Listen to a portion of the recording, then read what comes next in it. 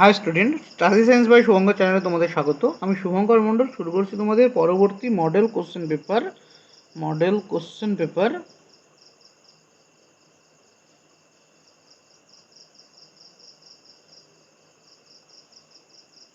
27। এর আগে 26টা model question পেপারের কোশ্চেন অ্যান্সার আপলোড করা হয়েছে।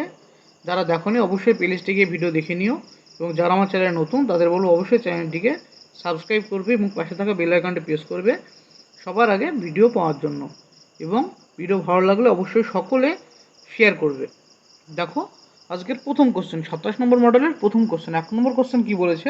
বলেছে যে 10 গ্রাম ধাতব হাইড্রোক্সাইডকে উত্তপ্ত করার ফলে 8 গ্রাম ধাতব অক্সাইড পাওয়া গেল, ধাতুর তুল্যাঙ্ক ভর কত হবে? তো কাকে ধাতব অক্সাইডকে উত্তপ্ত করেছে, তবে MOH থেকে আমরা পাচ্ছি কি MO যোগ H2O। দেখো এখানে MO লিখেছে মানে ও এর চার্জ কত হয়? -2 হয় না? ও এর মাথায় -2 পড়ে, তো এম এর মাথায় কম্পারেটিভ কী পড়বে? +2 চার্জ পড়ে। এম এর মাথায় কী পড়বে? +2।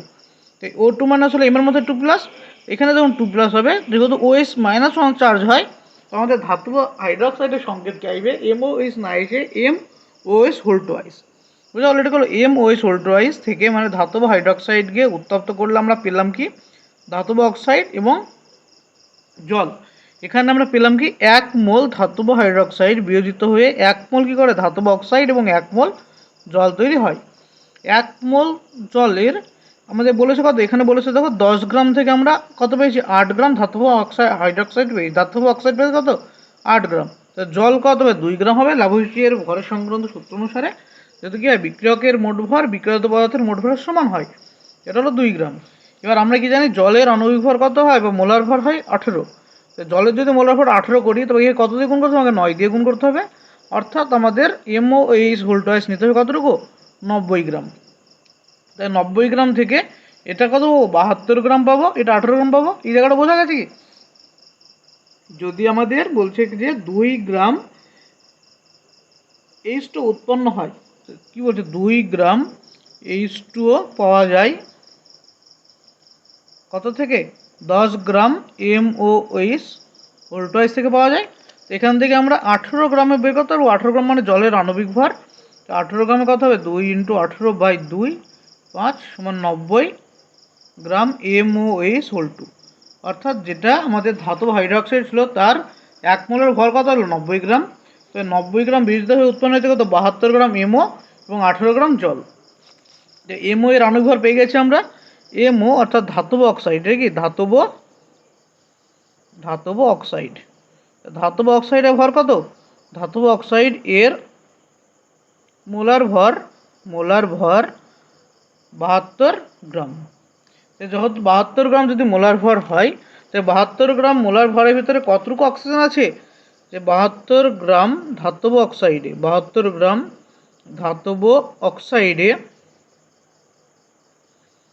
অক্সিজেন আছে কতটা? দেখো একটা অক্সিজেন আছে না, তো অক্সিজেন আছে 16 গ্রাম বলতে পারি। তো ধাতব অক্সাইডে অক্সিজেন আছে 16 গ্রাম। তো ধাতু কতটুকু থাকবে? ধাতুর পরিমাণ 72 বিয়োগ 16 বিয়োগ করলে কত হবে? 56 গ্রাম। তো 56 গ্রাম কত পেলাম আমরা? 16 গ্রাম অক্সিজেন যুক্ত হয় 56 গ্রাম ধাতুর সাথে। আমরা কী বলছি? ধাতুর তুল্যাঙ্ক ভর বের করতে হবে। ধাতুর যদি তুল্যাঙ্ক ভর বের করতে হয়, আমাকে বের করতে হয় কি 8 গ্রাম পরিমাণে কতটুকু, 8 গ্রাম অক্সিজেন কতটুকু ধাতুর সাথে যুক্ত হয়ে যৌগ তৈরি করে সেটা আমাকে বের করতে হয়। কী বের করতে আমাকে? 8 গ্রাম অক্সিজেন কতটুকু ধাতুর সাথে যুক্ত হয়। 8 গ্রাম অক্সিজেন যুক্ত হয় 56 × 8/16। কাটে গেল কত? 2 28, অর্থাৎ 28 গ্রাম ধাতু পেলাম আমরা। ধাতু কতটুকু পেলাম? 28 গ্রাম। এখান থেকে আমরা কি লিখতে পারবো? আমরা লিখতে পারবো ধাতুটির তুল্যাঙ্ক ভর। আমরা কী হতে পেলাম? ধাতুটির তুল্যাঙ্ক ভর 28। তো উত্তর হলো 28, option B. Next question number 2।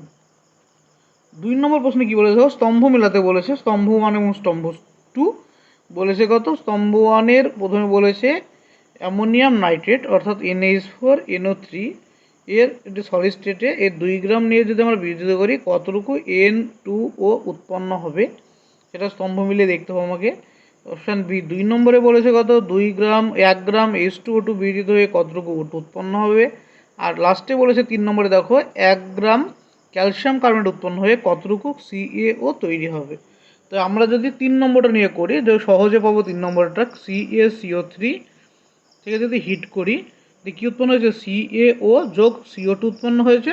তো এর ভর কত আসে এর ভর আসে 100 গ্রাম, এর ভর কত আসে 56 গ্রাম, আর এর ভর কত আসে আমরা জানি 44 গ্রাম। তো এটা 100 গ্রাম যদি আমরা এটা 1 গ্রাম নিই তখন কতটুকু পাবো এটা 0.56 গ্রাম পাবো। তো দেখো তো এটা মিললো কার সাথে 3 নম্বরটা মিললো, 3 নম্বরেরটা মিলছে কার সাথে দেখে নাও। 3 নম্বরটা মিলছে কার সাথে এ এর সাথে, 3 এর সাথে কে যাচ্ছে অপশান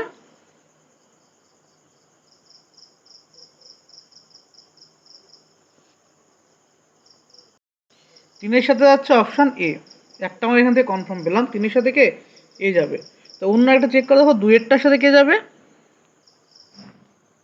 2 এরটাই কি আছে H2O2, 2H2O2 থেকে কি পেয়েছি 2H2O যোগ O2, 2H2O2 এর ভর কত হয় 68 গ্রাম, 68 গ্রাম থেকে অক্সিজেন কত পাই আমরা 32 গ্রাম।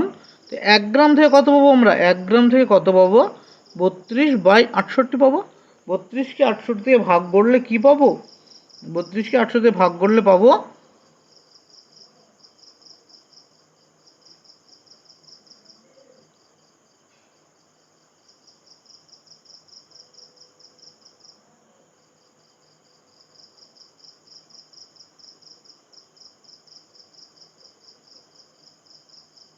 কি আছে না 32, এটা কত হয় H2 2 2 আর এখানে হচ্ছে 32 32 34 আর 2 34 2 দিন বলে 68, 68 গ্রাম থেকে অক্সিজেন হচ্ছে 32 গ্রাম।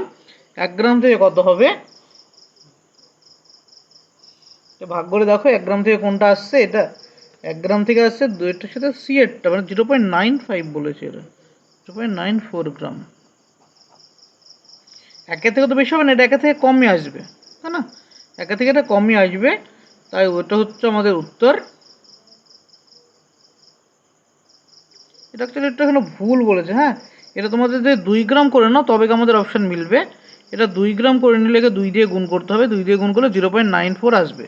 1 গ্রাম থেকে উত্তর আসবে না, 1 গ্রাম থেকে আসছে 0.47 আসছে, 1 গ্রাম থেকে আসছে 0.47 0.47, যেটা আমাদের অপশানে নেই। আমাদের H2O2 পরিমাণ আমরা 2 গ্রাম করে নিয়ে করতে হবে, অর্থাৎ 2 এরটার সাথে মিলবে কে 2 এর সাথে সি মিলবে। দেখো দুটো মিলে গেছে, 3 এর সাথে এ 2 এর সাথে সি, তো একের সাথে কি হবে একের সাথে কম্পারেবলি বি আসবে। এই হলো আমাদের উত্তর, তবে আমাদের উত্তর কে আসছে অপশান বি, ওভারের উত্তর আসলে অপশান বি। নেক্সট কোশ্চেন 3 নম্বর কোশ্চেন। 3 নম্বর প্রশ্নে কি বলেছে যে 4.2 গ্রাম ম্যাগনেসিয়াম কার্বনেটকে দ্রবীভূত করতে এক নর্মাল HCl এর কত আয়তন প্রয়োজন হবে। কাকে দ্রবীভূত করতে বলেছে তোমাকে, যে বলেছে 4.2 গ্রাম ম্যাগনেসিয়াম কার্বনেটকে দ্রবীভূত করতে। তবে 4.2 গ্রাম ম্যাগনেসিয়াম কার্বনেটকে দ্রবীভূত করতে আমরা কতটুকু ওজন হবে দরকার সেটা বের করে নেব, তারপরে সেটা নর্মালিটিতে কনভার্ট করব। প্রথম কাজ কি না 4.2 গ্রাম ম্যাগনেসিয়াম কার্বনেটকে HCl এর সাথে বিক্রিয়া করে দেখতে হবে কতটুকু আমার HCl প্রয়োজন হচ্ছে। আমার কার বিক্রিয়া ম্যাগনেসিয়াম কার্বনেট MgCO3 এর সাথে কার বিক্রিয়া না HCl এর বিক্রিয়া। HCl বিক্রিয়া কি উৎপন্ন হবে MgCl2 যোগ H2O যোগ CO2 হলো বিক্রিয়া। এই যে বিক্রিয়াতে সমাযোজন করলাম এখানে 2 দিয়ে গুণ করলে ব্যালেন্স আমার হয়ে গেল। এবার নেক্সট কাজ কি এর আণবিক ভর যদি তোমরা ক্যালকুলেট এটা কত 1 মোল, 1 মোলের সাথে যুক্ত হয় কত 2 মোল। তো 1 মোল MgCO3 ভর কত হবে এটা হচ্ছে 24 mgর ভর যোগ 12 যোগ 16 গুণ 3 3 ষোলো 48 48 12 60 60 আর 24 84 গ্রাম। ম্যাগনেসিয়াম কার্বনেটের ভর কত আসছে 84 গ্রাম। তো 84 গ্রাম ম্যাগনেসিয়াম কার্বনেট কতটুকু HCl এর সাথে বিক্রিয়া করে 2 ইন্টু 1 প্লাস 35.5 অর্থাৎ আসলে কত 2 গুণ 36.5 তাই 72 আগে 73 গ্রাম। 84 গ্রাম MgCO3 তো কত লিখতে হবে আমরা 84 গ্রাম MgCO3 এর সাথে HCl যুক্ত হয় 73 গ্রাম। একইভাবে 1 আর 4.2 যদি করি, আমাদের 4.2 গ্রামের সাথে কত হবে? 73 ইন্টু 4.2/84। এখানে যদি আমরা কাটাকাটি করি, দশমিক তুলে নিচে 10 ধরলে 2 দিয়ে একে ভাগ করলে কত হবে না 36.5/10, অর্থাৎ 3.65 গ্রাম। কত পেলাম? 3.65 গ্রাম পেলাম HCl এর পরিমাণ। এবার 3.65 গ্রাম থেকে আমরা কত নর্মাল HCl তৈরি করতে পারবো? যেহেতু আমাদের HCl এর তুল্যাঙ্ক ভার 36.5, তাই 3.65 গ্রাম কি থেকে HCl দিয়ে আমরা 0.1 নর্মাল HCl তৈরি করতে পারবো।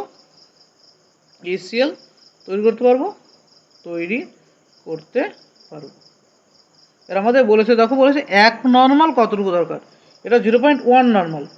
তবে এই 0.1 নর্মাল মানে হচ্ছে কি, মানে হচ্ছে 1000 ml এর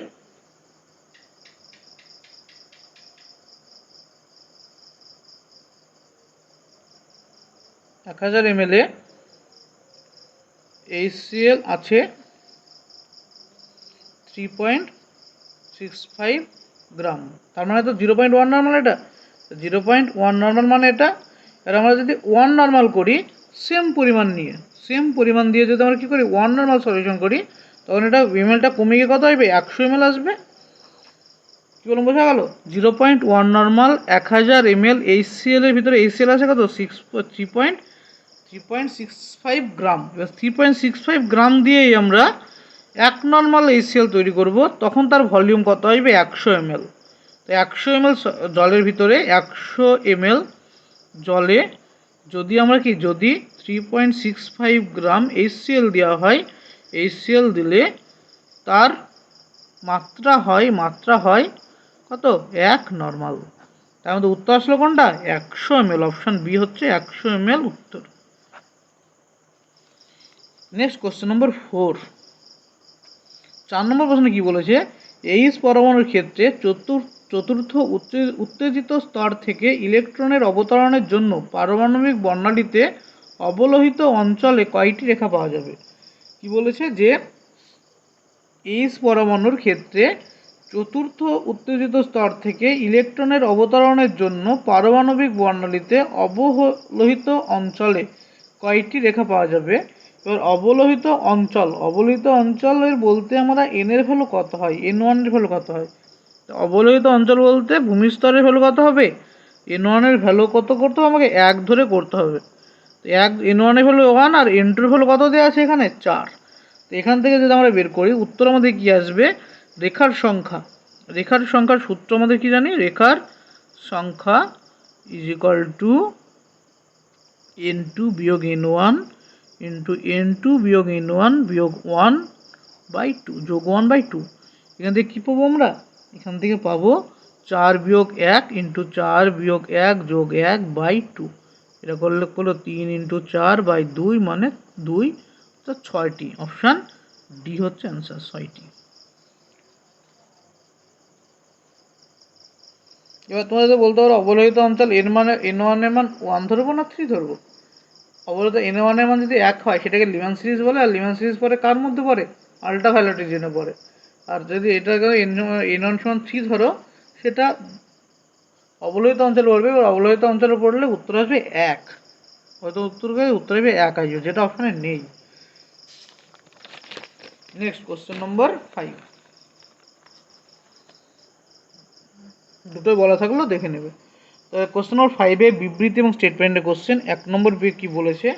বিবৃতিতে কি বলেছে দেখো। বিবৃতিতে বলেছে যে H পরমাণু 2s কক্ষকের শক্তি Li পরমাণু 2s কক্ষকের শক্তির তুলনায় বেশি। ঠিক বলছে, H পরমাণুর 2s এর শক্তি Li পরমাণু 2s কক্ষকের শক্তির তুলনায় বেশি। এটা কি ঠিক না ভুল? এটা ঠিক।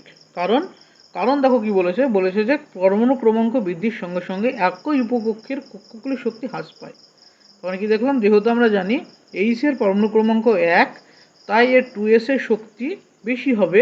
যেহেতু এল এর পরমাণু ক্রমাঙ্ক 3, তাই একটু এসে শক্তির পরিমাণ কম হবে। অর্থাৎ যদি আমরা একই উপকক্ষ কনসিডার করি, তখন তার কার শক্তি বেশি কার শক্তি কম সেটা নির্ভর করে কার উপরে, আমরা সেই পরমাণু ক্রমাঙ্কের উপর নির্ভর করবে। যদি পরমাণু ক্রমাঙ্ক কম হয় তার শক্তি বেশি হবে, পরমাণু ক্রমাঙ্ক বেশি হলে তার শক্তি কম হবে। তো আমাদের আরও ঠিক, এও ঠিক, এবং আর হচ্ছে এর সঠিক ব্যাখ্যা। তাই ওভারঅল উত্তর আসছে অপশান এ আমাদের উত্তর। নেক্সট কোশ্চেন নম্বর 6। কত নম্বর কোশ্চেন? 6 নম্বর কোশ্চেন। 6 নম্বর কোশ্চেন বলছে এইসি আয়নের তৃতীয় এবং প্রথম বোর কক্ষের মধ্যবর্তী দূরত্ব কত? দেখো তো, বলেছে যে হিলিয়াম আয়নের তৃতীয় এবং প্রথম বোর কক্ষের মধ্যবর্তী দূরত্বর কত হবে? 6টা। এই হিলিয়াম পরমাণুর ক্ষেত্রে আমরা কি জানি? আমরা নর্মালি কি জানি?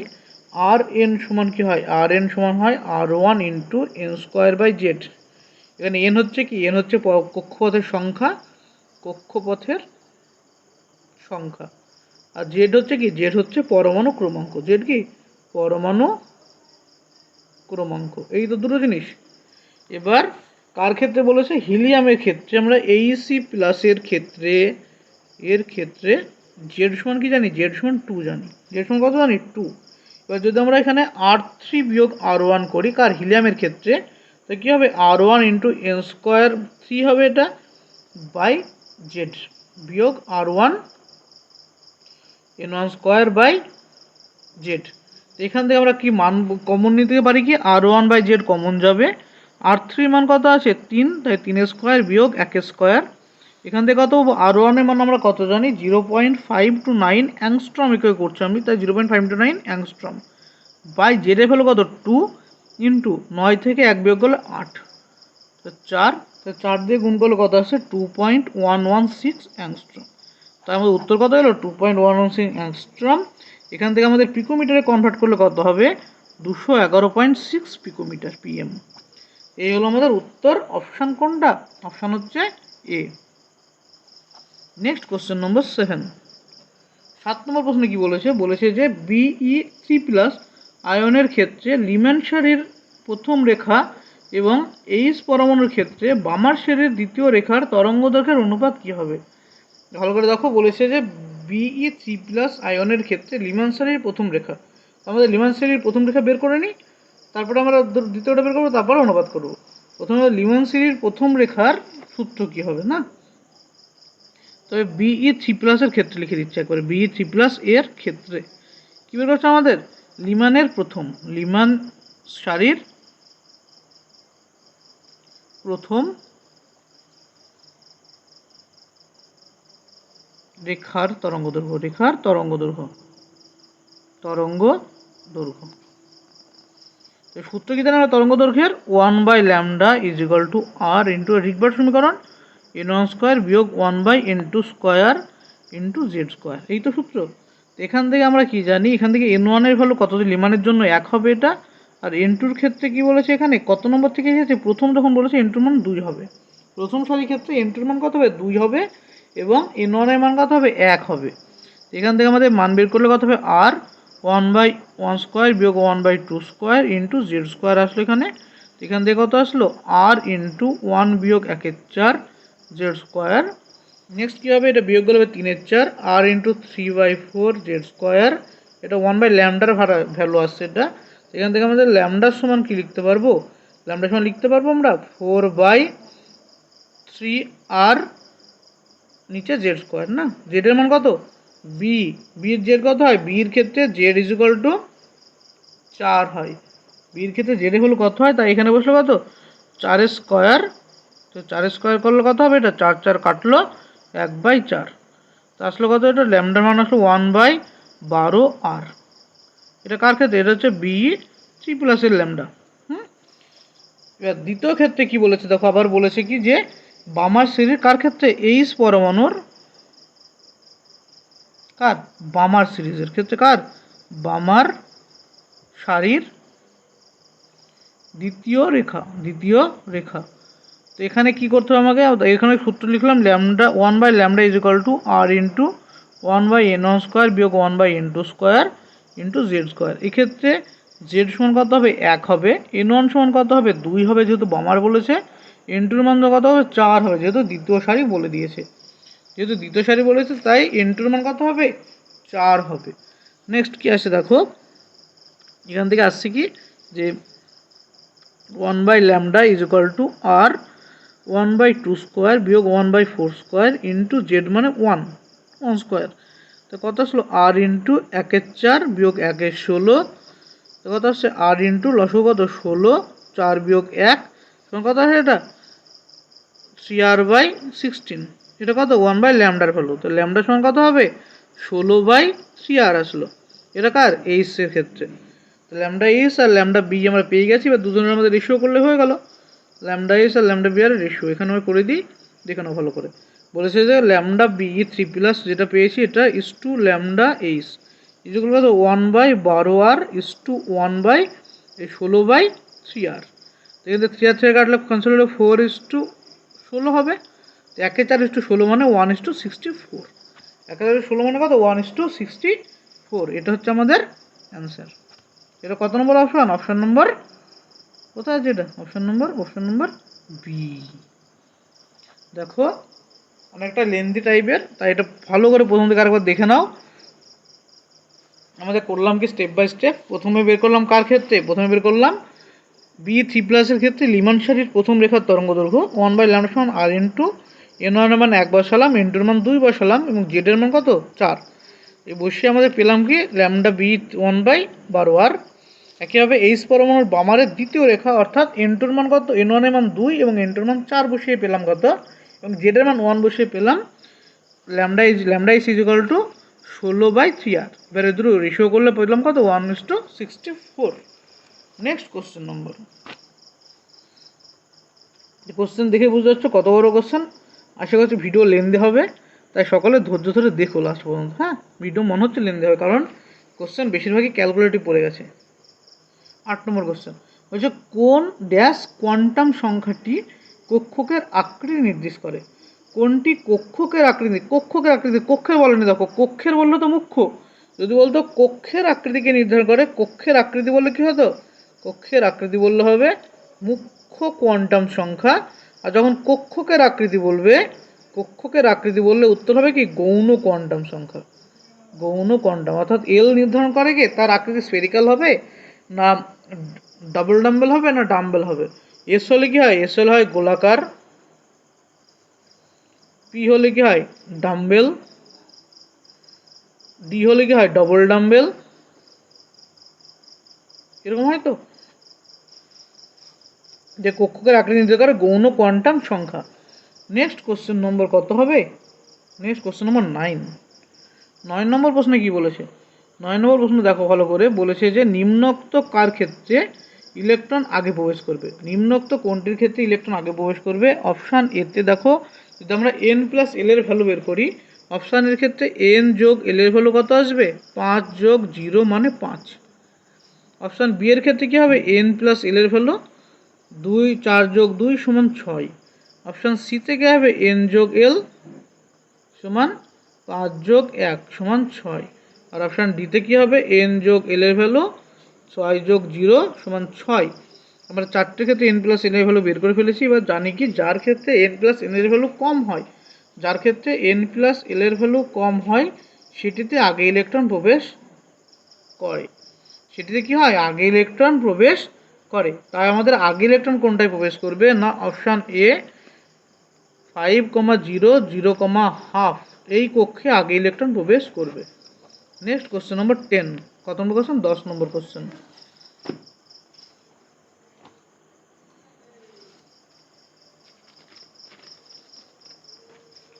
10 নম্বর কোশ্চেনে কি দিয়েছে, বলেছে যে কোন মৌল জোড়টি রাসায়নিকভাবে পরস্পর সদৃশ, এখানে রাসায়নিকভাবে যদি পরস্পর সদৃশ বলে ফার্স্ট আমাদের কি আসবে কর্ণ সম্পর্ক খুঁজতে হবে, কর্ণ সম্পর্ক কারা দেখায়, সেকেন্ড পিরিয়ড এবং থার্ড পিরিয়ড এলিমেন্টের মধ্যে, সেকেন্ড পিরিয়ড এবং থার্ড পিরিয়ডের কি দেখায় কর্ণ সম্পর্ক দেখায়, অর্থাৎ এখানে কর্ণ সম্পর্ক কী দেখাবে বিই এবং এএল কর্ণ সম্পর্ক দেখাবে, সেজন্য এই দুটোর কী হবে রাসায়নিক ধর্ম এক হবে, কর্ণ সম্পর্ক দেখাবে, তাই কী হবে রাসায়নিক ধর্ম পরস্পর সদৃশ হবে। নেক্সট কোশ্চেন 11, দেখো কোশ্চেন নাম্বার 11 কোশ্চেন কি বলেছিল, আয়নীয় ব্যাসার্ধের সঠিক ক্রম কি হবে। কিসের আয়নীয় ব্যাসার্ধের ক্রম সাজাতে বলেছে, কার কার মধ্যে বলেছে না P3 minus S2 minus K plus আর Ca2 প্লাস, এই চারটে আয়নের আয়নীয় ব্যাসার্ধের সঠিক ক্রম নির্ধারণ করতে বলেছে। তো আমরা কি জানি, আমরা জেনারেলি জানি এদের প্রোটন সংখ্যা কত, এর প্রোটন হচ্ছে ফসফরাসের প্রোটন হচ্ছে 15টা, সালফার 16, পটাশিয়ামের কত হয় K প্লাসের প্রোটন হচ্ছে 19, আর এর হচ্ছে 20টা, এবং ইলেকট্রন কতগুলো না এর ইলেকট্রন হচ্ছে 18টা 18টা 18টা 18টা, অর্থাৎ প্রত্যেকটাকে 18 ইলেকট্রন সিস্টেম, অর্থাৎ এদের সম ইলেকট্রনিক সিস্টেম। এরা কি সম ইলেকট্রনীয়, যাদের কি বলা হয় আর একটা ভাষায় বলা হয় আইসো ইলেকট্রনিক। কি বলা হয় আইসো ইলেকট্রনিক। এবার আইসো ইলেকট্রনিকের ক্ষেত্রে আইসো ইলেকট্রনিকদের ক্ষেত্রে কি করা হয় না, যখন আমরা ব্যাসার্ধ দেখি তখন আমরা জানি কি ক্যাটায়ন যখন হয় আইসো ইলেকট্রনিক ক্যাটায়ন হলে তার ব্যাসার্ধ কম হয় এবং অ্যানায়নদের ব্যাসার্ধ বড় হয়, এবং ক্যাটায়নের চার্জ যত বাড়ে তার ব্যাসার্ধ তত ছোট হয়।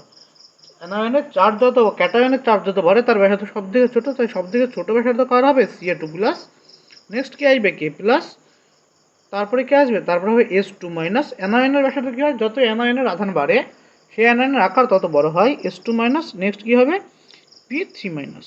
তো এই হলো আমাদের ব্যাসার্ধের ক্রম, তাই অপশন কোনটা আসছে এর সাথে, দেখো সি হচ্ছে উত্তর আমাদের। নেক্সট কোশ্চেন নম্বর 12, কত নম্বর কোশ্চেন 12 নম্বর কোশ্চেনে কি বলেছে, বলেছে যে 117 পরমাণু ক্রমাঙ্ক বিশিষ্ট মৌলের চিহ্ন কি। 117 1 1 7, একের জন্য কি আসে আন আসে, আনের জন্য ইউ, একের জন্য আবার ইউ, এবং এসের জন্য কি আসে এসের জন্য এস আসে না, তো উত্তর কি হবে ইউ ইউ এস। একের জন্য আন এবং এসের জন্য সাতের জন্য কি হয় সেপ্ট, তাই এটা কি হবে আন, এটার নাম কি হবে অ্যাকচুয়াল নাম হবে আন সেপ্টিয়াম। 117 নাম হচ্ছে আনান সেপ্টিয়াম, যার শর্ট নেম কি হয় ইউএস, অপশন এ। ভুল করে ইউএনএস করে দিও না, ইউএস হবে। নেক্সট 13 নম্বর প্রশ্ন, তার বলছে নিচের কোন প্রক্রিয়াটিতে তাপ শোষিত করবে। কোন প্রক্রিয়াতে শক্তির শোষণ ঘটে, ও থেকে ও মাইনাস হওয়াতে, না এন থেকে এন মাইনাস হওয়াতে, না সিতে কি আছে দেখো সিএল থেকে সিএল মাইনাস, আর ডিতে কি আছে না এফ থেকে এফ মাইনাস। এই চারটে প্রসেসের মধ্যে কোন প্রক্রিয়ায় শক্তি শোষিত হবে। শক্তি শোষিত হবে মানে কি, শক্তি শোষিত হবে মানে আমরা ইলেকট্রন যখন দেবো, আমরা জেনারেলি কি জানি ইলেকট্রন নেগেটিভ, এটা কি ইলেকট্রন আসক্তির কোশ্চেন, এদের প্রত্যেকের ইলেকট্রন আসক্তি দেখানো হয়েছে, অর্থাৎ সর্বহিত কক্ষে একটা ইলেকট্রন অ্যাড করা হয়েছে। আমরা জানি কোনো মৌলে সর্বহিত কক্ষে যখন একটা ইলেকট্রন আমরা অ্যাড করব তখন কি হবে, তখন যদি সেই মৌলটা ইলেকট্রন গ্রহণ করে তখন কিছু পরিমাণ শক্তিকে ত্যাগ করে, এই যে কিছু পরিমাণ শক্তি ছেড়ে দেয় সেই শক্তিকে বলা হয় তার আয়নাইজেশন শক্তি। এখানে শক্তি কি হয় রিলিজ ঘটে না, শক্তি ত্যাগ করে। কিন্তু এদের মধ্যে কোন প্রসেসের ক্ষেত্রে আমাকে ইলেকট্রন দিতে হলে বাইরে থেকে শক্তি প্রোভাইড করতে হয়, অর্থাৎ এরা ইলেকট্রন ডিরেক্টলি গ্রহণ করতে চায় না, বা ইলেকট্রন যখন গ্রহণ করবে সেটা সুস্থিত থেকে অসুস্থিত হবে, মানে সুস্থিত থেকে যখন অসুস্থিত হবে তখনই কি হবে আমাকে বাইরে থেকে এনার্জি দিতে হবে। দেখো এন এর ক্ষেত্রে কি ছিল 2p3 অরবিটাল, এন এর ক্ষেত্রে ছিল 2p3, যখন এন মাইনাস আসবে কবে 2p4, অর্থাৎ এটা কি ছিল ফুললি হাফ ফিল্ড অবস্থায় ছিল। এন 2p3তে তিনটে ইলেকট্রন একটা করে ফুললি হাফ ফিল্ড ছিল। এবার যখন এটা 2p4 যখন আসবে তখন কি করবে, একটা কক্ষ পার্শিয়ালি ফিল্ড হবে, এবং এটা পার্শিয়ালি ফিল্ড যখন হতে হবে তখন এটা কমপ্লিটলি ফিল্ড মানে কি এটা হাইলি স্টেবল, কমপ্লিটলি ফিল্ড মানে হাইলি স্টেবল, এবং স্টেবল থেকে যখন আবার একটা ইলেকট্রন দিতে হচ্ছে তবে স্টেবিলিটি নষ্ট হচ্ছে। এই স্টেবিলিটি নষ্ট হওয়ার জন্য এন কী করবে ইলেকট্রন নিতে চাইবে না, তাই এনকে যদি আমরা ইলেকট্রন দিতে চাই আমাকে বাইরে থেকে এনার্জি প্রোভাইড করতে হবে, তাই এই প্রক্রিয়ার ক্ষেত্রে এনার্জি শোষিত হয়, এই প্রক্রিয়ার ক্ষেত্রে এনার্জি শোষিত হয়। নেক্সট কোশ্চেন নম্বর 14 নম্বর কোশ্চেনে কি বলেছে দেখো, বিবৃতি এবং বিবৃতি 1 বিবৃতি 2 এর কোশ্চেন। বিবৃতি 1-এ কি বলেছে, লুইস ডট গঠন, ইলেকট্রন জোড়ের সমভাবে ব্যবহার, ও অষ্টক সূত্রের সাপেক্ষে বিভিন্ন মৌল ও আয়নের বন্ধনের চিত্র প্রকাশ করে। তো লুইস ডট গঠন কি করে? ইলেকট্রনের সমবায় ব্যবহার এবং অষ্টক সূত্রের সাপেক্ষে বিভিন্ন মৌল ও তাদের আয়নের বন্ধনের চিত্র প্রকাশ করে। তো লুইস ডট গঠন কি করে? চিত্র প্রকাশ করে তার বন্ধন জোরের এবং তার কতগুলো মৌলের বিভিন্ন অষ্টক সূত্র প্রয়োগ, অষ্টক সূত্রের সাপেক্ষে তাদের কতগুলো নিঃসঙ্গ ইলেকট্রন আছে, তাদের আয়নের বন্ধন চিত্র কী হবে সেইগুলোকে প্রকাশ করা হয়েছে লুইস ডট গঠনের সাহায্যে। তো 1 নম্বর বিবৃতি কি সত্য।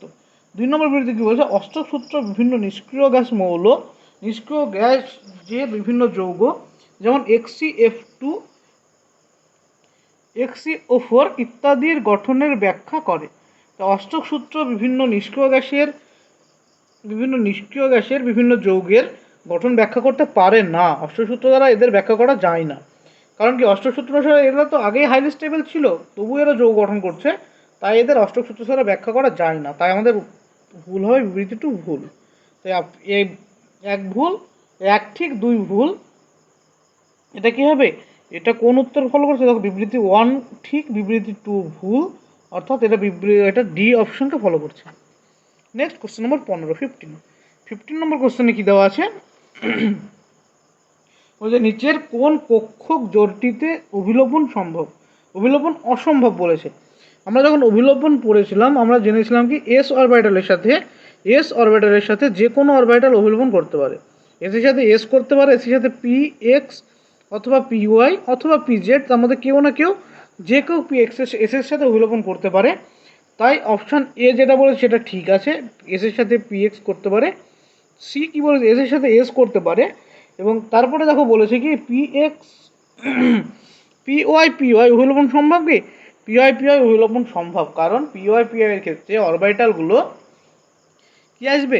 যদি আমার এটা ওয়াই অ্যাক্সিস ধরি, এটা যদি পি ওয়াই হয়, অরবিটাল এটা ওয়াই অ্যাক্সিস হলে এটা পি ওয়াই হবে, আর অপর একটা পি ওয়াই কী করতে পারে? পরস্পরের মুখোমুখি আসতে পারে। পরস্পর কি আসতে পারবে? মুখোমুখি অথবা পাশাপাশি যে কোনোভাবে আসতে পারে। মুখোমুখি আসলে কী হবে? সিগমা বন্ধন তৈরি করবে, এবং পাশাপাশি আসলে কি বন্ধন তৈরি করবে? পাই বন্ধন তৈরি করতে পারবে। তাই পি ওয়াই অভিলোপন সম্ভব। অভিলোপন সম্ভব নয় কার মধ্যে? পি এক্স পি ওয়াই এর মধ্যে অভিলোপন সম্ভব নয়। কারণ কি?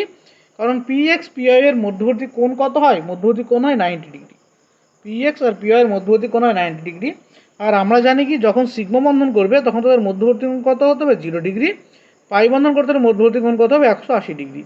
এই দুটো অ্যাঙ্গেলের ক্ষেত্রে আমাদের বন্ধন সম্ভব। তাই উত্তর আমাদের কী হবে? পি এক্স পি ওয়াই বন্ধন অসম্ভব। সরি, এটা পি এক্স পি জেড আছে, সে তোমার পি এক্স পি ওয়াই অথবা পি ওয়াই পি জেড যাই থাকে না কেন, দুটো ডিফারেন্ট অরবিটাল হয়ে গেলে পি এর দুটো ডিফারেন্ট অরবিটালের মধ্যে অভিলোপন সম্ভব নয়। এটা হচ্ছে অপশান ডি উত্তর। কত নম্বর কোশ্চেন গেল? এটা 15। নেক্সট কোশ্চেন নম্বর কত? 16। নেক্সট কোশ্চেন 16 কোশ্চেনে কি দেখো, 16 নম্বর বলে দিয়েছে যে নিচের কোনগুলি অধ্রুবীয়? কোনগুলি অধ্রুবীয় মানে নন পোলার কী কী হবে? অপশান এতে দেখো দেওয়া আছে কত? অপশান এতে দেওয়া আছে BF3, অপশান NH3 আর AS2O। বিতে কী দেওয়া আছে? না SO2, CS2 আর H2S। সিতে কী দেওয়া আছে? CO2, BF3, CCl4। আর ডিতে কী দেওয়া আছে? ডিতে দেওয়া আছে যে PCl3, BCl3 আর NO2। এই তো 4টে অপশান। এই 4টে অপশানের ক্ষেত্রে কি বলেছে যে কোনটির ক্ষেত্রে, কোন জোড়াটিতে বা কোন সেটটিতে ডাইপোল মোমেন্ট 0 হবে। আমরা যদি ডাইপোল মোমেন্টের খুব ভালো করে তোমাদের বুঝতে হলে তোমরা আমার অন্য একটা প্লেলিস্ট রয়েছে যেখানে চ্যাপ্টার ওয়াইজ সলিউশন করা আছে, ওখানে দেখবে কেমিক্যাল বন্ডিং অ্যান্ড মলিকুলার স্ট্রাকচারের প্রত্যেকটা কোশ্চেন প্রায় 8টা ভিডিওতে আপলোড করা রয়েছে। তোমরা এগুলো দেখে নিলে বুঝতে পারবে, এটা পুরো ক্লিয়ার হবে। এর BF3 আমরা কি জানি? মিউনেট কত আসে? 0 আসে। এর মিউ কত আসে? 0। এর মিউ নট ইকুয়াল টু 0 হয়। এরও মিউ কত হয়? নট ইকুয়াল টু 0 হয়। কী করে হয়? তোমাদের গঠন স্ট্রাকচার দিয়ে ব্যাখ্যা করা আছে, এটা পরিষ্কার করে বলা আছে। এটা হচ্ছে কি সিমেট্রিক্যাল স্ট্রাকচার, সেই জন্য 0 হয়, বা বন্ধন কোণ 180 ডিগ্রি সিমেট্রিক্যাল স্ট্রাকচারের জন্য হয়। এর বন্ধন কোণ কত হয়? 107 ডিগ্রি। এটা সিমেট্রিক্যাল নয়, এটাও 104 ডিগ্রি সিমেট্রিক্যাল নয়, তাই এদের ডাইপোল মোমেন্ট থাকে। SO2 কে হয় কৌণিক আকৃতি, তাই এর ডাইপোল মোমেন্ট রয়েছে। মিউ কত? 0 হয় না। CS2 মিউ কত হয়? মিউ 0 হয়। আর H2S এর মিউ কত হয়? মিউ নট ইকুয়াল টু 0 হয়। CO2 মিউ কত হয়? 0 হয়, 0। BF3 মিউ কত হয়? 0। আর CCl4 এর কত হয়? 0। তাই আমাদের এই তিনটের ক্ষেত্রে, এই সেটের ক্ষেত্রে CO2, BF3, CCl4 এর মিউ টোটাল সবগুলোই 0। এদের ব্যাখ্যা কী করে দেখো, CO2 স্ট্রাকচার, প্রত্যেকে স্ট্রাকচারে দেখো বুঝতে পারবে। এখান থেকে এই দিয়ে একটা ডাইপোল কাজ করবে, কার্বন থেকে অক্সিজেন থেকে এই ডাইপোল কাজ করবে।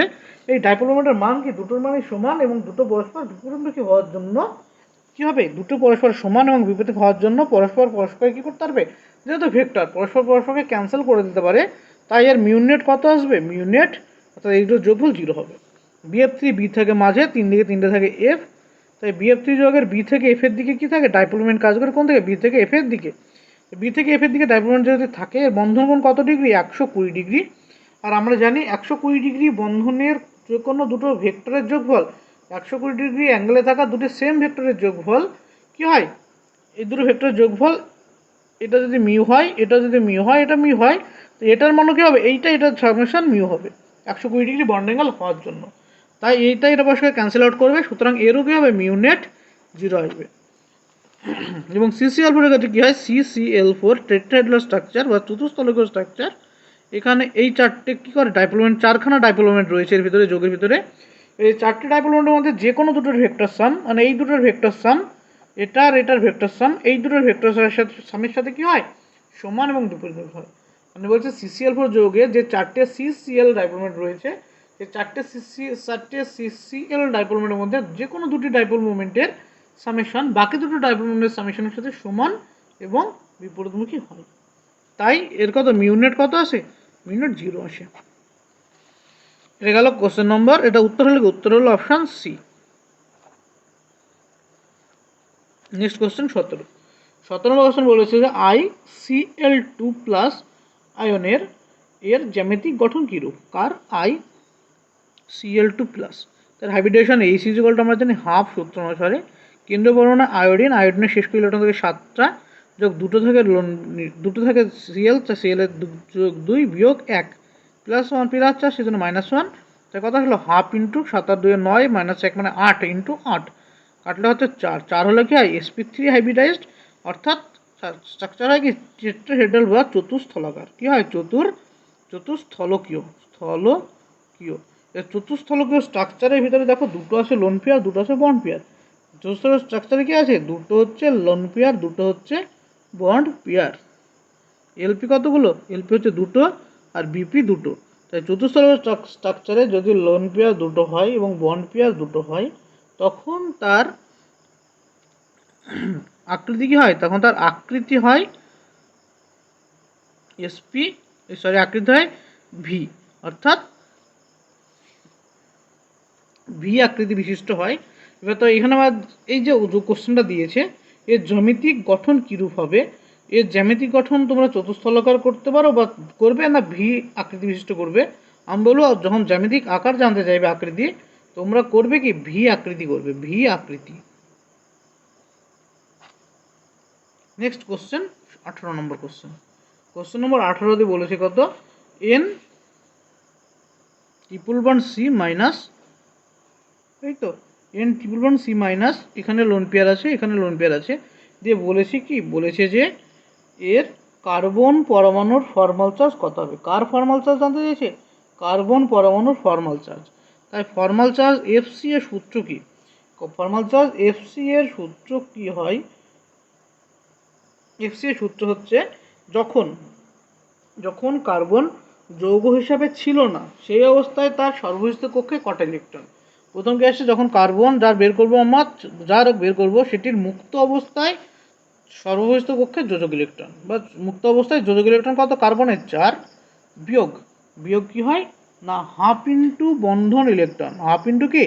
বন্ধন ইলেকট্রন। বন্ধন ইলেকট্রন কটা আছে? 3টে বন্ধন, 3টে বন্ধনের 6টা ইলেকট্রন।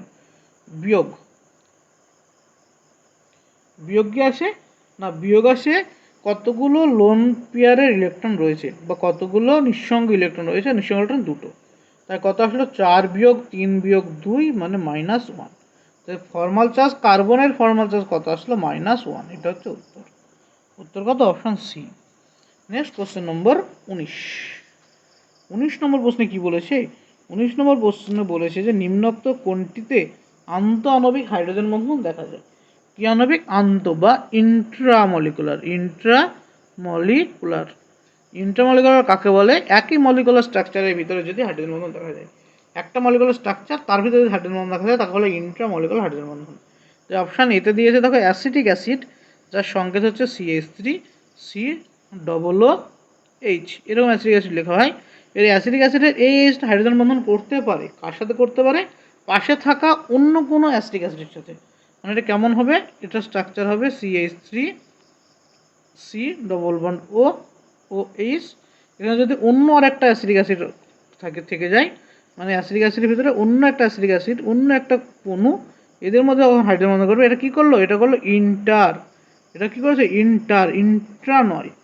অ্যাসিটিক অ্যাসিড কি করে? অ্যাসিটিক অ্যাসিড করে ইন্টারমলিকুলার। বিয়ে কি আছে? অপশান বিতে রয়েছে যে কোরাল হাইড্রেট। কোরাল হাইড্রেটের সংকেত কি হয়? কোরাল হাইড্রেটের সংকেত হচ্ছে CCl3 COOH2, এখানে একটা ইস। এটা হচ্ছে কোরাল হাইড্রেট সংকেত। এবার এর যদি আমরা স্ট্রাকচার প্রপার ড্র করি কেমন আসবে? এর স্ট্রাকচার যদি আমরা প্রপার ড্র করি এরকম আসবে যে এটাই C, এখানে কটা Cl? 3খানা Cl। এই C এ কটা Cl? 3খানা Cl। এর সাথে আর একটা যুক্ত কি? C, যাতে কটা OH আছে? দুটো OH আছে। কটা OH আছে? দুটো OH আছে, আর একটা হাতে হাইড্রোজেন আছে। এবার এই যোগে এই Cl এর সাথে এই হাইড্রোজেন কি করবে? হাইড্রোজেন বন্ধন করবে। এই Cl এর সাথে এই হাইড্রোজেন Cl বন্ধন করে। আমরা জেনারেলি কি জানি? জেনারেলি জানি হাইড্রোজেন বন্ধন করে কার সাথে করে? হাইড্রোজেন বন্ধন করে কার সাথে? F এর সাথে, অথবা N এর সাথে, অথবা O এর সাথে হাইড্রোজেন বন্ধন করে। কিন্তু কোরাল হাইড্রেট হচ্ছে একটা ব্যতিক্রম, যেখানে কার অক্সিজেন হাইড্রোজেনের সাথে Cl এর কি দেখা যায়? অক্সিজেনের সাথে Cl এর হাইড্রোজেন বন্ধন দেখা যায়। Cl এর হাইড্রোজেন বন্ধন দেখা যায় কার সাথে? অক্সিজেনের সাথে Cl এর। কারণ কি? কারণ হিসেবে বলতে পারো এখানে CCl3 আসে। CCl3 কি হয়? ইন্ডাকটিভের হাই হয়। হাই ইন্ডাকটিভ মানে কি? এখান থেকে ইলেকট্রন টেনে নেয়।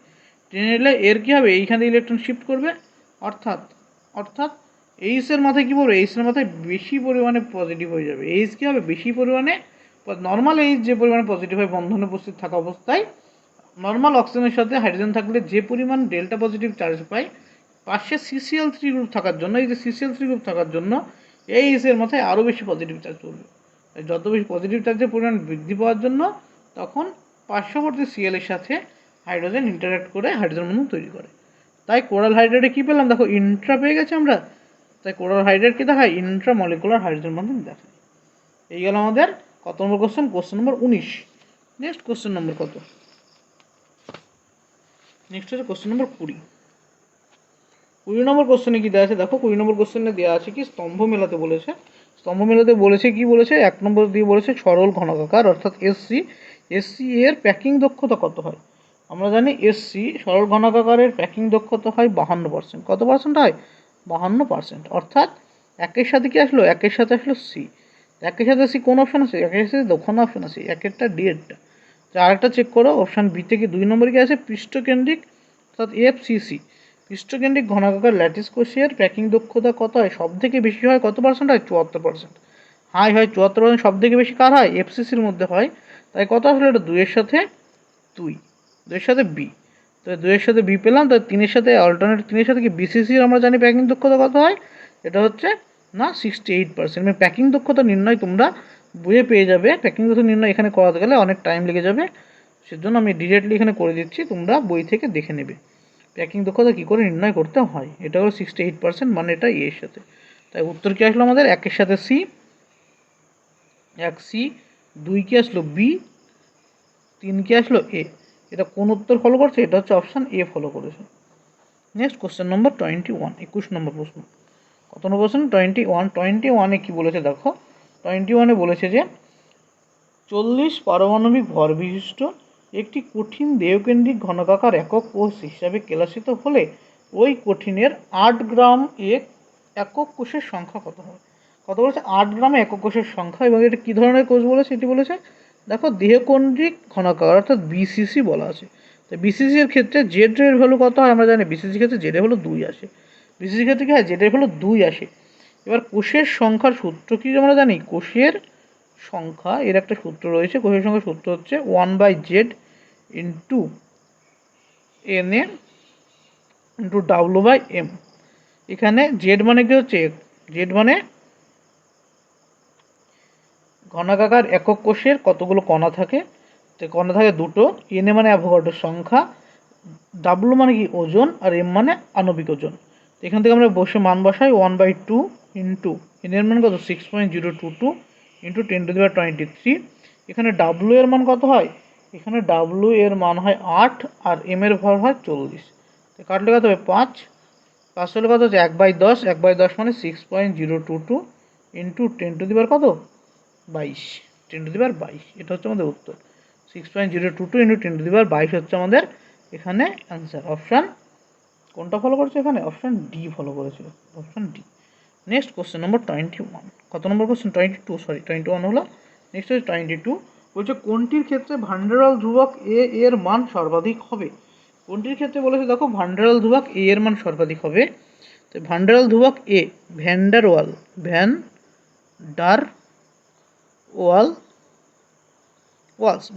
ধ্রুবক এ এর মান কার কার উপরে নির্ভর করে। তোমরা জানো ভ্যান্ডারাল ধ্রুবক কার কার উপরে নির্ভর করে।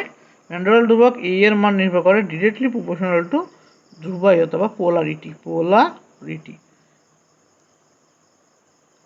ভ্যান্ডারাল ধ্রুবক এ এর মান ডিরেক্টলি প্রপোর্শনাল টু ওই যৌগের পোলারিটি। 2 নম্বর কার উপরে নির্ভর করে না, সারফেস এরিয়া। এই দুটো বিষয়ের উপরে কে নির্ভর করে, ভ্যান্ডারাল ধ্রুবক এ। যে এ আমরা যেটা কি পেয়েছিলাম, চাপের সংশোধন করতে গিয়ে এর ভ্যালু পেয়েছিলাম, এর মানটা নির্ভর করে দুটো জিনিসের উপরে, কার উপরে, ডিরেক্টলি প্রপোর্শনাল টু পোলারিটি এবং সারফেস এরিয়ার উপরে ডিপেন্ড করে। এবার আমাদের যেখানে অপশানগুলো দেওয়া আছে, অর্থাৎ এতে দেওয়া আছে CO2, বিতে কি দেওয়া আছে H2, সিতে দেওয়া আছে কি হিলিয়াম এবং ডিতে দেওয়া আছে কত O2। এই যে চারটে যৌগের ভিতরে কার পোলারিটি ম্যাক্সিমাম হবে, কার পোলারিটি ম্যাক্সিমাম হবে দেখতে হবে। কার পোলারিটি ম্যাক্সিমাম আমরা দেখেছি এখানে যে চারটে জিনিস আছে, এখানে পোলারিটি কি প্রত্যেকটা নন পোলার টাইপ, প্রত্যেকটা নন পোলার, অর্থাৎ প্রত্যেকটার মধ্যে কী ধরনের বল, কী ধরনের আকর্ষণ বল বর্তমান, প্রত্যেকটার মধ্যে লন্ডন আকর্ষণ বল বর্তমান, লন্ডন ফোর্স বর্তমান, লন্ডন বল। প্রত্যেকটার মধ্যে কী ধরনের আকর্ষণ বল বর্তমান, লন্ডন বল বর্তমান। এবার এই প্রত্যেকটার মধ্যে যেহেতু লন্ডন বল বর্তমান, অর্থাৎ প্রত্যেকটা কি নন পোলার টাইপ যৌগ। তো নন পোলার টাইপ যৌগ হওয়ার জন্য প্রত্যেকটার মধ্যে কি নেই, ডাইপোলমেন্ট নেই, অর্থাৎ পোলারিটি নেই। তো আমাদের এখানে এ এর মান ডাইপোলমেন্টের বা পোলারিটির উপরে বেস করে বলতে পারবো না, কিন্তু কার উপরে বেস করে বলতে পারবো, সারফেস এরিয়ার উপরে বেস করে বলতে পারবো। দেখো কাজ এ যে CO2 সারফেস এরিয়া সব থেকে বেশি হবে, কারণ কি এখানে 3টে পরমাণু রয়েছে, সি আছে একটা, দুটো আছে অক্সিজেন। তার জন্য এ অর্থাৎ CO2 এর সারফেস এরিয়া সব থেকে বেশি। তাই CO2 এর সারফেস এরিয়া মানে কি ক্ষেত্রফল, সারফেস এরিয়া সব থেকে বেশি হওয়ার জন্য CO2 এর সারফেস এরিয়া বেশি হওয়ার জন্য CO2 এর এর ভ্যালু কী হবে, ম্যাক্সিমাম হবে। এর ভ্যালু কী হবে, ম্যাক্সিমাম হবে এই যৌগগুলোর মধ্যে। এই হচ্ছে তোমাদের জিনিস, এটা তোমাদের সিলেবাসে অত ভালো করে নেই, তোমরা দেখে নিতে পারো। নেক্সট কোশ্চেন নম্বর 23। কত নম্বর কোশ্চেন, কোশ্চেন নম্বর 23 কি বলেছে, যে 27°C তাপমাত্রায় 6 গ্রাম হিলিয়াম, কত ডিগ্রি, 27°C উষ্ণতায় 6 গ্রাম হিলিয়াম এবং 16 গ্রাম অক্সিজেনের মিশ্রণের মোট চাপ 4 অ্যাটমোস্ফিয়ার হলে অক্সিজেনের আংশিক চাপ কত হবে। তো আমরা আংশিক চাপ P(O2), যেহেতু অক্সিজেন বলছিলাম ডিরেক্ট গেলাম PO2 ইজিক্যাল টু কত হবে, ক্রাই বা জাই O2 বলতে পারো, এটা ক্রাই বলে অথবা জাই বলে, যে যাই বলে বলতে পারো, ক্রাই O2 বা জাই O2 ইন্টু পি মোট চাপ। পি মানে কি মোট চাপ। আর এটা মানে কি, এটা হচ্ছে অক্সিজেনের মোল ভগ্নাংশ, O2 এর মোল ভগ্নাংশ। এটা কি সূত্র, এটা হচ্ছে ডাল্টনের আংশিক চাপ সূত্র। এটা কি ডাল্টনের আংশিক চাপ সূত্র। ডাল্টনের আংশিক চাপ সূত্র অনুসারে কী পেলাম আমরা, যে অক্সিজেন গ্যাসের পার্শিয়াল প্রেশার, অক্সিজেন গ্যাসের মোল ভগ্নাংশ এবং মোট চাপের গুণফলের সমান। তো এখান থেকে আমরা কী লিখতে পারি, এখান থেকে আমাদের কী বের করতে হবে, আমাদের যে অক্সিজেনের কী করতে হবে, অক্সিজেন বের করতে হবে। এখান থেকে আমরা NO2 অক্সিজেনের মোল সংখ্যা সমান কত পাবো না, অক্সিজেন কত বলছে দেখো, 16 গ্রাম অক্সিজেন দেওয়া আছে, আর অক্সিজেন আণবিক ভর 32, কত হলো 0.5 এলো। একইভাবে NH2 যদি বের করি আমরা, কি আসবে, হিলিয়াম সমান কত আসবে, এটা যে 6 গ্রাম দেওয়া আছে হিলিয়ামের পরমাণু 4, তো কত আসলো 1.5 আসলো। এবার NT অর্থাৎ টোটাল কত আসলো 0.5 যোগ 1.5, এখানে আসলো 2। এনটি কত আসলো 2। এবার এনটি যখন 2 আসবে আমরা জাই অফ O2 বের করতে পারবো। O2 কত আসবে আমাদের N of O2 by N T, এইটা তো সূত্র। এখানে NO2 কত হয় 0.5/2, যে কত আসছে এটা 0.5/2 করলে 1/4 আসলো। 1/4 আসলো এখান থেকে। 1/4 যখন আসবে আমাদের পি অফ O2, পি এর আংশিকটা সমান কি লিখতে পারবো আমরা জাই O2 ইন্টু মোট চাপ পি সমান কত 1/4 গুণ 4 ATM। কত আসলো এটা কাটাকাটি করলে 1 ATM, এটা হচ্ছে উত্তর। অক্সিজেনের আংশিক চাপ কত আসলো 1 ATM। নেক্সট কোশ্চেন নম্বর 24 নম্বর কোশ্চেনে দেখো ভালো করে, বলেছে যে 30 আয়তন H2O2 এর নর্মাল মাত্রা কত। 30 আয়তন H2O2 এর নর্মালিটির মাত্রা কত হবে সেটা নির্ণয় করতে বলেছে। এটা নেক্সট পেজে করা, যেহেতু একটা অঙ্ক জায়গা লাগবে।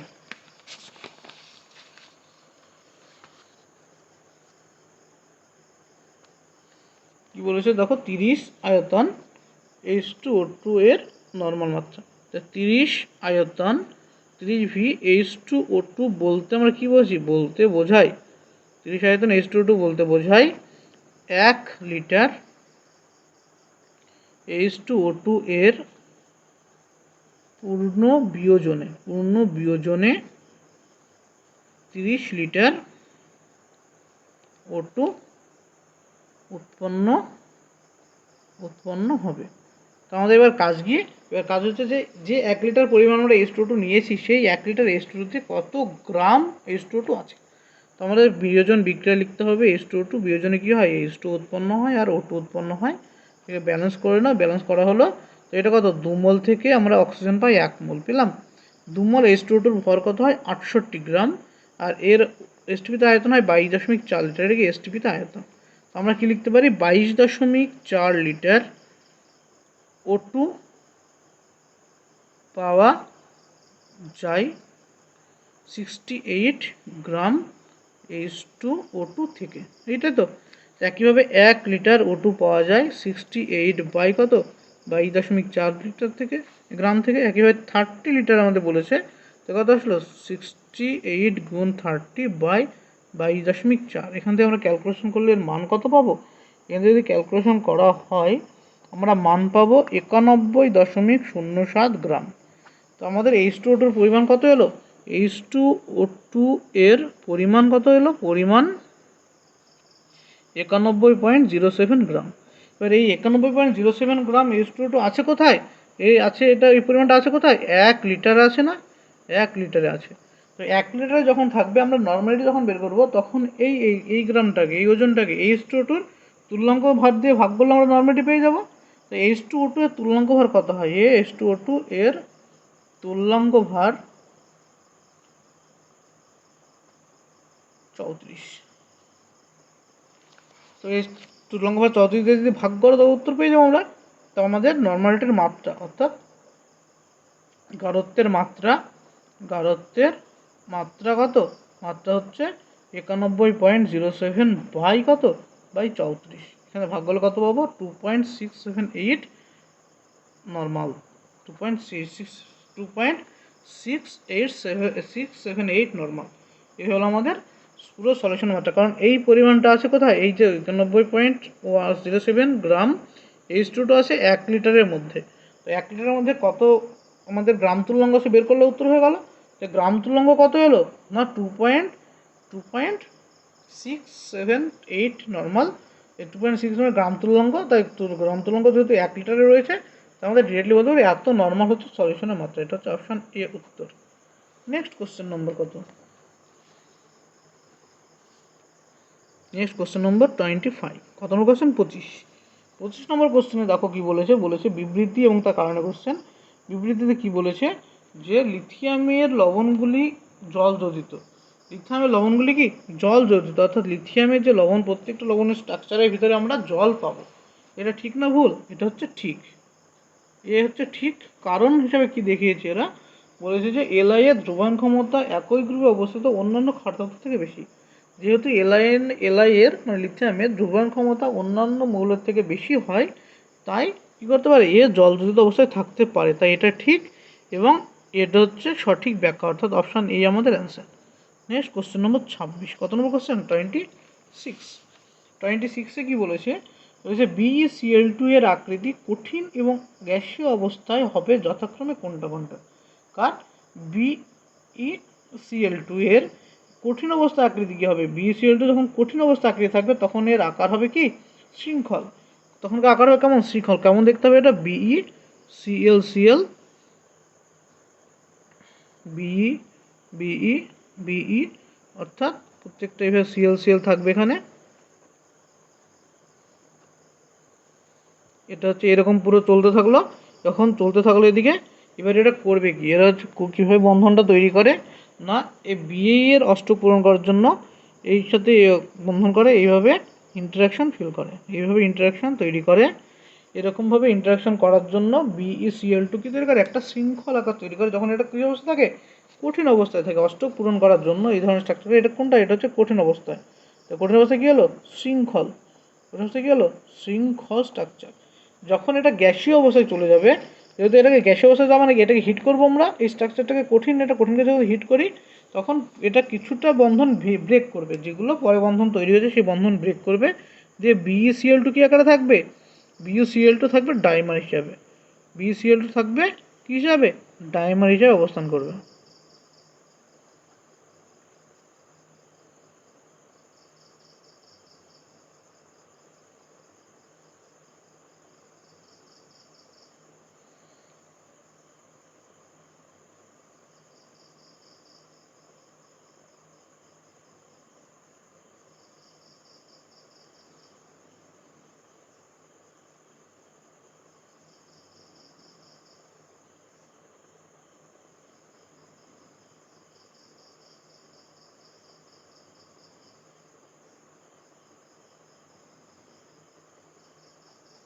BeCl2 কী থাকবে? ডাইমার হিসাবে থাকবে। নেক্সট দেখো কি কোশ্চেন নম্বর 27। কোশ্চেন নম্বর 27-এ কী বলেছে? নিম্নোক্ত কোনটি উপধর্মী প্রকৃতির হয়? নিম্নোক্ত যে হাইড্রোক্সাইডগুলো দেওয়া আছে বলেছে এর মধ্যে কোনটি কী ধর্মী? উপধর্মী প্রকৃতির নেচার শো করবে। তো উপধর্মী কী করবে এর মধ্যে? উপধর্মী হচ্ছে আমরা জানি যত পর্যায়কে প্রত্যেকটাই দেখো, এটা হচ্ছে গ্রুপ 2 এলিমেন্ট দেওয়া আছে, গ্রুপ 2 এর যৌগ দেওয়া আছে, গ্রুপ 2 এর। তা গ্রুপ 2 এর কী দেওয়া আছে? এটা বেরিয়াম, আমরা জানি বেরিলিয়াম। তারপরে কি হয়? বেরিলিয়ামের পরে হয় ম্যাগনেসিয়াম, ম্যাগনেসিয়ামের পরে হয় ক্যালসিয়াম, ক্যালসিয়াম পরে স্ট্রংসিয়াম, স্ট্রংসিয়াম পরে বেরিয়াম। এবার আমাকে জানি যত উপর থেকে নিচে নামে, যত উপর থেকে নিচে নামে তত কী হয়? তাদের উপর থেকে নিচে নামলে তাদের ক্ষারীয় ধর্ম বৃদ্ধি পায়। উপর থেকে নিচে নামলে কী ধর্ম বৃদ্ধি পায়? ক্ষারীয় ধর্ম বৃদ্ধি পায়। তো উপর থেকে নিচে নামলে ক্ষারীয় ধর্ম বৃদ্ধি পায়। তো উপরের দিকগুলো কম ক্ষারীয়, উপরে কম ক্ষারীয়, এমনই কম ক্ষারীয় হয়ে যায় যে যেটা হাইড্রোক্সাইডটা BeOH যেটা, এর প্রকৃতি কী হয়? এটা ক্ষারীয় না থেকে এটা উভধর্মী প্রকৃতি শো করতে লাগে।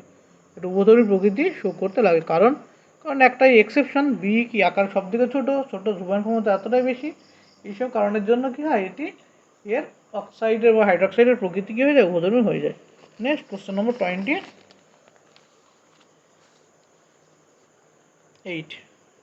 কত নম্বর কোশ্চেন? 28 নম্বর প্রশ্নে কী দিয়েছে দেখো, বলেছে যে জিপসামকে যদি উত্তপ্ত করা হয় তো জিপসামের সংকেত হচ্ছে কি CaSO4.2H2। এটা হচ্ছে জিপসাম। জিপসামকে যদি হিট করা হয় তো কী উৎপন্ন হবে? CaSO4.12H2। হাফ H2 মানে কি? এটা হচ্ছে প্লাস্টার অফ প্যারিস। এটা কি? Plaster of Paris. জিপসামকে হিট করলে কী উৎপন্ন হয়? প্লাস্টার অফ প্যারিস তৈরি হয়। নেক্সট কোশ্চেন নম্বর 29, 29 নম্বরে কী দিয়ে আছে? দিয়েছে যে ডাইবোরনের 2C2E এবং 3C2E বন্ধনের সংখ্যা কত? তো ডাইবোরনের স্ট্রাকচার রাখো, স্ট্রাকচার করলে পেয়ে যাবে ডাইবোরেন মানে B2H6। তো B2H6, তবে বি এখানে এইচ, এখানে বি, এখানে এইচ, এই তো বি হলো। এবার B2H6 কী হয়? এই বিয়ের সাথে এইচের একটা ইন্টারাকশন কাজ করে, এই বিয়ের সাথে এইচের একটা ইন্টারাকশন কাজ করে। তো B2H6 এটা হলো। এবার B2H6-এ যে 2C2E বন্ড কোনটা? এটা এই বন্ড হচ্ছে 2C2E, কারণ এটা একটা সেন্টার, এটা একটা সেন্টার, এবং এখানে দুটো ইলেকট্রন রয়েছে। তো এই বন্ধনটা কি? 2C2E। এই বন্ধনটা কি? 2C2E। এই বন্ধনটা 2C2E এবং এটা 2C2E। অর্থাৎ ডাইবোরনে 2 সেন্টার 2 ইলেকট্রন বন্ডের সংখ্যা কতগুলো? 4খানা। 2 সেন্টার 2 ইলেকট্রন বন্ডের সংখ্যা কতগুলো? 4খানা। এবং 3 সেন্টার 2 ইলেকট্রন বন্ড কোনটা? দেখো এই যখন বন্ধনটা তৈরি হচ্ছে টোটাল বন্ধনটা, এখানে সেন্টার কোনটা? একটা সেন্টার, দুটো সেন্টার, তিনটে সেন্টার। এর টোটাল ইলেকট্রন কত আছে? এই টোটাল ইলেকট্রন এখানে আছে দুটো ইলেকট্রন। টোটাল ইলেকট্রন কতগুলো? দুটো, এবং সেন্টার হচ্ছে তিনটে। তাই 3 সেন্টার 2 ইলেকট্রন বন্ড কতগুলো? এই উপরে একটা বন্ধন, এই উপরে একটা বন্ধন, এবং এই নিচে একটা বন্ধন। তো দুটো হচ্ছে কি 3C2E বন্ধন, এটা হচ্ছে দুটো। এই আসলো আমাদের যৌগের সংকেত বা যৌগের যে ডাইবোরনে কতগুলো কি বন্ধন থাকে। তার উত্তর হচ্ছে কত? 4,2, অপশান সি। নেক্সট কোশ্চেন নম্বর কত? নেক্সট হচ্ছে 30। এর বাদ 29 নম্বর। নেক্সট হচ্ছে কত নম্বর? 30 নম্বর প্রশ্ন। 30 নম্বর হচ্ছে বোরিক অ্যাসিড জলীয় দ্রবণে আয়নিত হয়ে নিচের কোনগুলি উৎপন্ন করবে? তো বোরিক অ্যাসিডের সংকেত আমরা কি জানি? H3BO3। বোরিক অ্যাসিড সংকেত কি? H3BO3। এরকে যদি আমরা জলে দিই, একে যদি আমরা জলে দিই তো কী কী উৎপন্ন হয়? দেখো বোরিক অ্যাসিডে, এর আগে ভিডিওতে আমি বলেছি বারবার, বোরিক অ্যাসিড কী রূপে কাজ করে? বোরিক অ্যাসিড মৃদু অ্যাসিড রূপে কাজ করে। বোরিক অ্যাসিড কী রূপে কাজ করে? মৃদু অ্যাসিড রূপে কাজ করে। অর্থাৎ বোরিক অ্যাসিডের মধ্যে কী বলা যায়? বোরিক অ্যাসিড থেকে H+ বেরোয় না, এই H+ বোরিক অ্যাসিড থেকে বেরোয় না। বোরিক অ্যাসিড করে কি? যেহেতু বোরিক অ্যাসিডের বি এর কি আছে? বি এর অষ্টক পূরণ হয়নি, অর্থাৎ 8টি ইলেকট্রন পূরণ হয়নি, ইলেকট্রন ঘাটতি রয়েছে। তাই বোরিক অ্যাসিড জল থেকে কি নাই, জলে কি ভেঙে কী পাবো আমরা? H+ আর OH- পাবো না? এই জলে ভাঙলে যে OH- আছে, এই OH- বোরন কী করে? অ্যাট্রাক্ট করে। ধরে নিয়ে বোরন কী করে? BOH4-।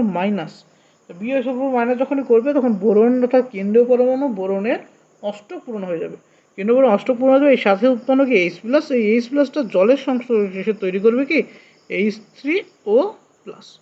তাই বোরিক অ্যাসিড জলে দ্রবীভূত হয়ে কী কী তৈরি করে? BOH4- এবং H3O+, এই দুটো যৌগ তৈরি করে কে? বোরিক অ্যাসিড জলে দিলে। এই দুটো জিনিস বোরিক অ্যাসিডে জলে দিলে আমরা পাই। তো উত্তর হচ্ছে আমাদের অপশান বি। নেক্সট কোশ্চেন নম্বর কত এরপরে? এটা হলো 30 নম্বর কোশ্চেন। নেক্সট হচ্ছে কোশ্চেন নম্বর 31।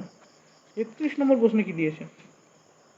বলেছে ভূত্বকে সবথেকে বেশি পরিমাণে প্রাপ্ত দুটি মৌল দিয়ে একটি অজৈব যৌগ এ তৈরি হয়। ভূত্বকে প্রাপ্ত সবথেকে বেশি পরিমাণ দুটি মৌল দিয়ে এ যৌগ তৈরি হয়, যার পলিমেরিক আকৃতি হলো চতুস্থলকীয় জালকাকৃতি, এবং এ যৌগটি CO2 এর সঙ্গে বিক্রিয়া করে একটি বিষাক্ত গ্যাস বি তৈরি করে। এখানে এ ও বি কী হবে? আমাদের ভূত্বকে পাওয়া যায় সব থেকে দুটি বেশি পরিমাণে প্রাপ্ত মৌলগুলো কী কী? ভূত্বকে বেশি পাওয়া যায় সিলিকন বেশি পাওয়া যায়, আর পাওয়া যায় অক্সিজেন। ভূত্বকে সব থেকে বেশি পরিমাণে পাওয়া যায় সিলিকন আর অক্সিজেন। তো ভূত্বকে যে প্রাপ্ত যে দুটো জিনিস যৌগ, তার মধ্যে একটা সিলিকন অক্সিজেন, এবং সিলিকন অক্সিজেন দিয়ে তৈরি হয় কি সিলিকন ডাইঅক্সাইড SiO2, যেটা চতুস্থলকীয় আকার গঠন করে। এবং SiO2 এর সাথে কার বিক্রিয়া? যদি CO2 বিক্রিয়া করানো হয় উৎপন্ন হয় কি? উৎপন্ন হয় হচ্ছে CO, কার্বন মনোক্সাইড উৎপন্ন হবে, এবং এর সাথে কি উৎপন্ন হবে? এখানে অক্সিজেন অ্যাটাক করে SiO4- তৈরি করবে। SiO4 তৈরি করবে এবং CO তৈরি করবে। তো এখানে কি পেলাম আমরা? যে SiO2 আর CO, এই দুটো জিনিস হলো আমাদের উত্তর। এটা হচ্ছে এ, এটা হচ্ছে বি। এটা কত নম্বর উত্তর আসছে? অপশন নম্বর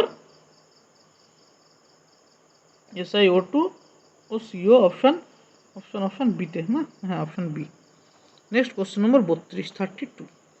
32 নম্বর প্রশ্নে কি দিয়েছে দেখো, নিম্নোক্ত কোনটির আর্দ্র বিশ্লেষণে রৈখিক সিলিকন পলিমার তৈরি হয়? কোনটির আর্দ্র বিশ্লেষণে বলেছে রৈখিক সিলিকন পলিমার?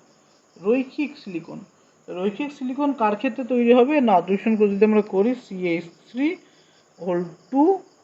SiCl2, এর যদি আমরা আর্দ্র বিশ্লেষণ করি, অর্থাৎ কার মধ্যে চালাই? H2 এর মধ্যে চালনা করি, তো আমাদের যে সিলিকনটা উৎপন্ন হবে, কি সিলিকন উৎপন্ন হবে? এটা রৈখিক সিলিকন উৎপন্ন হবে। কি সিলিকন? রৈখিক সিলিকন। আদ্রবীকরণ করলে রৈখিক সিলিকন তৈরি হবে, সিলিকন তৈরি হবে। তো উত্তর হচ্ছে আমাদের, এটা হচ্ছে উত্তর। এটা কোন অপশান আছে?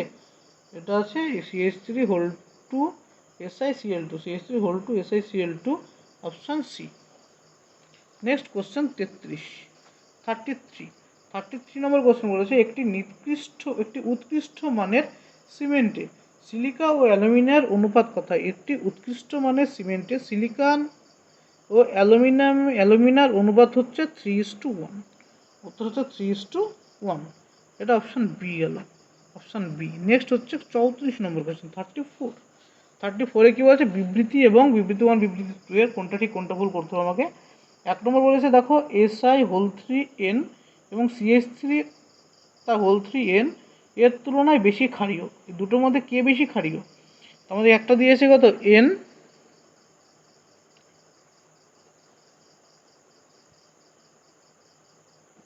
SiS3 আর SiH3, এই তো।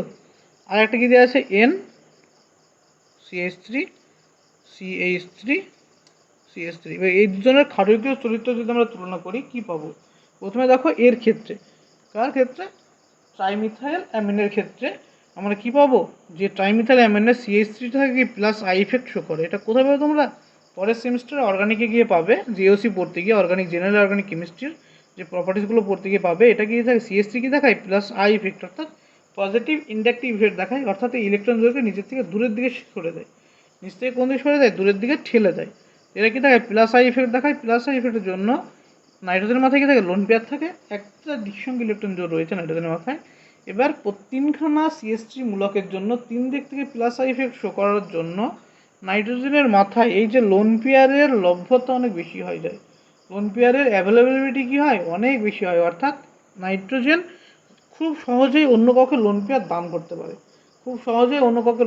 করতে পারে, এর অর্থ হচ্ছে এই যৌগটা ক্ষারকীয় ধর্ম দেখায় এবং সেটা কি হাইলি ক্ষারকীয় দেখায়, এটা ক্ষারক এবং সে ক্ষারকের প্রকৃতি কী হয়, অনেক বেশি, মানে সহজেই লোন পেয়ার দান করতে পারে, ক্ষারকের প্রকৃতি কী হয়, বেশি হয়। অপরপক্ষে যদি আমরা ট্রাইসিলাইল অ্যামিনের ক্ষেত্রে দেখি, CH3S SiH3 এর ক্ষেত্রে এখানে কি থাকে, লোন পেয়ার থাকে, অবশ্যই এরও ক্ষেত্রে লোন পেয়ার থাকে, এটাও কি sp2 হাইব্রিডাইজড হয়। এবং এখানে কি থাকে, SI কি থাকে, সিলিকনে থাকে ভ্যাকেন্ট ডি অরবিটাল, সিলিকনে কি আছে আমাদের, ভ্যাকেন্ট ডি আছে, ভ্যাকেন্ট ডি, সিলিকনে আছে ভ্যাকেন্ট ডি। আর নাইট্রোজেনের মাথায় আছে 2p ইলেকট্রন, 2p এবং ডি এর ভিতরে ডিপাই টু পিপাই কি ঘটে, ডিপাই পিপাই ব্যাক বন্ডিং ঘটে, কি ঘটে, পিপাই ডিপাই ব্যাক বন্ডিং ঘটে। 2পাই ডিপাই ব্যাক বন্ডিং ঘটার জন্য এই যে ইলেকট্রনটা এখানে চলে আসে, দিয়ে এখানে দ্বিবন্ধন চরিত্র প্রকাশ করে। এই দ্বিবন্ধন চরিত্র প্রকাশ করার জন্য নাইট্রোজেনের মাথায় যে লোন পেয়ার ছিল, লোন পেয়ারের লভ্যতা অর্থাৎ অ্যাভেলেবিলিটি অনেকটা কমে যায়, লেভেলটি কী হয়, লেস হয়ে যায়। তো লেভেলটি যখন এর মাথায় লোন পেয়ারের যে দেওয়ার ক্ষমতা যখন নাইট্রোজেনের কমে যাবে, নাইট্রোজেন থেকে লোন পেয়ার অপরপক্ষে দিতে পারছে না, কারণ এই নাইট্রোজেনটা সিলিকনের 3d অরবিটালের সাথে ইন্টারাকশন করে পিপাই ডিপাই ব্যাক বন্ডিংয়ের মাধ্যমে পাই বন্ধন তৈরি করে।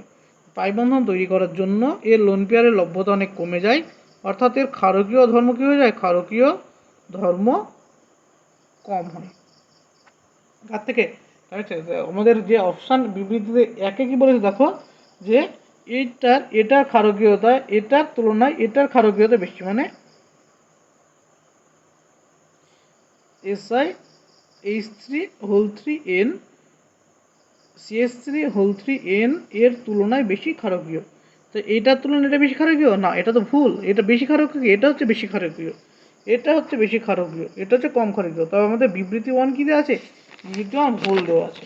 এটা কি হলো, বিবৃতি 1 কী দেওয়া আছে, এখানে ভুল দেওয়া আছে। হ্যাঁ, এখানে বিবৃতি 1 ভুল দেওয়া আছে, বিবৃতি 2টা দেখতে হবে আমাকে এবার। তো বিবৃতি 1 আমরা পেয়ে গেছি ভুল, এবং বিবৃতি 2টা চেক করে দেখতে হবে ভুল না ঠিক আছে। তো বিবৃতি 1 যেহেতু ভুল, বিবৃতি 2 দেখো চেক করো, বলেছে যে SnCl2.2H2 একটি বিজারক পদার্থ। কি SnCl2.2H2 বলছে বিজারক পদার্থ। বিজারক কাদের বলে, যদি SnCl2 এখান থেকে যদি SnCl2 যদি ইলেকট্রন ত্যাগ করতে পারে তো SnCl2কে বিজারক বলবো। কিন্তু SnCl2 বিজারক কি, হ্যাঁ SnCl2 এখান থেকে ইলেকট্রন ত্যাগ করে বিজারণ ধর্ম শো করতে পারে। তাই বিবৃতি 1 ভুল এবং বিবৃতি 2 হচ্ছে ঠিক। তো 34 নম্বর অপশান যাচ্ছে কি, বিবৃতি মিথ্যা এবং সত্য, অপশান এ, অ্যান্সার হচ্ছে এ। নেক্সট কোশ্চেন নম্বর, এবং এই মডেলের অর্থাৎ 27 নম্বর মডেলের শেষ কোশ্চেন। এরপর আর একটা মডেল রয়েছে, এই একটা মডেল খুব শীঘ্রই আপলোড করা হবে। দেখো শেষ কোশ্চেন বলেছে নিম্নোক্ত কোনটি তীব্র জারণধর্মী, এই যে 4টে অপশান দেওয়া আছে এর মধ্যে সব থেকে বেশি জারণধর্মী কে শো করবে, সব থেকে বেশি যে জারণধর্মী শো করবে কে, যে খুব দ্রুত ইলেকট্রন দিতে পারে সেই জারণধর্মী শো করবে। তো PbO2 এর ক্ষেত্রে এটা কি আছে, PbO2 4+ স্টেটে আছে, এটা 2O2 মাইনাস আছে। তাই পিবি যেহেতু 4+ স্টেটে রয়েছে, তাই পিবি 4+ স্টেটে হওয়ার জন্য এ খুব দ্রুত ইলেকট্রন নিতে পারে না। পিবি কী করতে পারে, ইলেকট্রন খুব দ্রুত অ্যাডাপ্ট করে কী করতে পারে, পিবি 2+ আসতে পারে। পিবি দুটো ইলেকট্রন গ্রহণ করে পিবি 4+ থেকে পিবি 2+ স্টেটে আসতে পারে, তাই এর জারণ ক্ষমতা সব থেকে বেশি।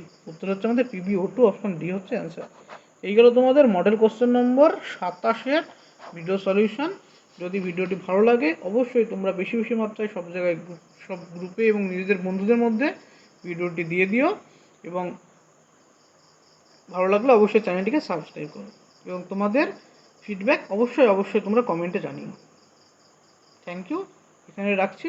পরবর্তী মডেল খুব শীঘ্রই আপলোড করা হবে।